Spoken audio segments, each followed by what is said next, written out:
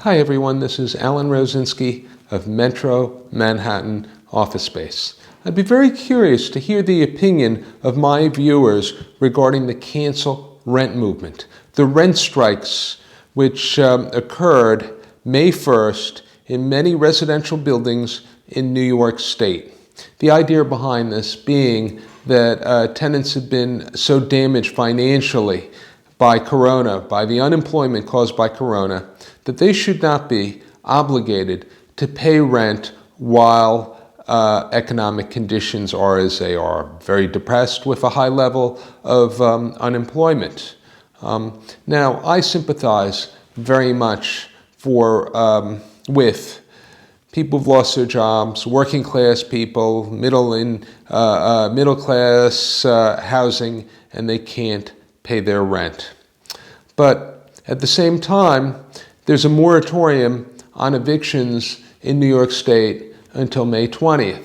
So I'm really wondering what the cancel rent movement is trying to accomplish. Are they trying to make some type of a political statement, a moral statement?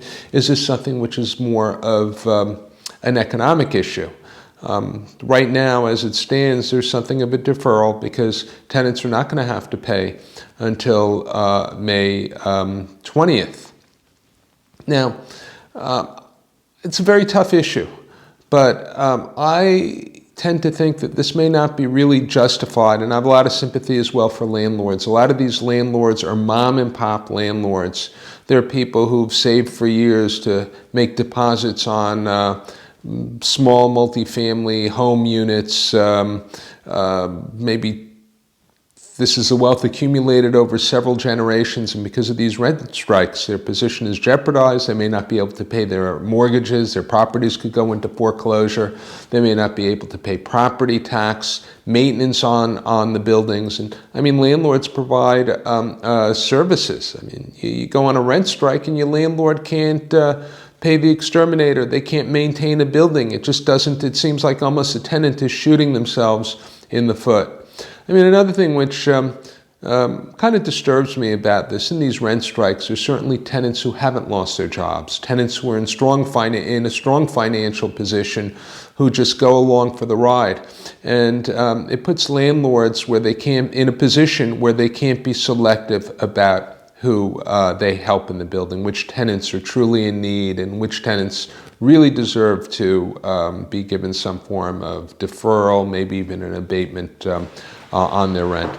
I really advocate the position of contacting your landlord if you're in a difficult position and attempting to work out some kind of an arrangement with a landlord. Now, also another thing to keep in mind, this economic crisis will end and there'll be a recovery, as there always has been in the past, and you do not want your credit rating damaged.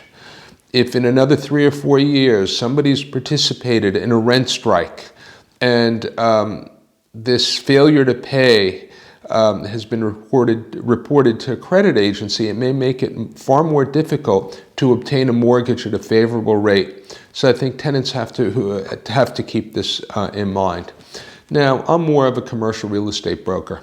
From what I've seen, commercial landlords are bending over backwards. They're making every effort to work with tenants, to keep them in the building, to work out payment plans, to accommodate them.